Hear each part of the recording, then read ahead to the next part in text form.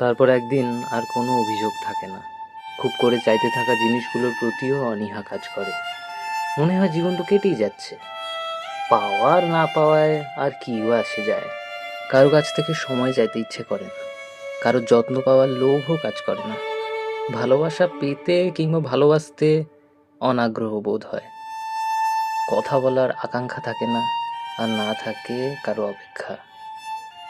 সবকিছু এতটা স্বাভাবিক মনে হয় যেন কোনো কিছুই আর অবাক করে না।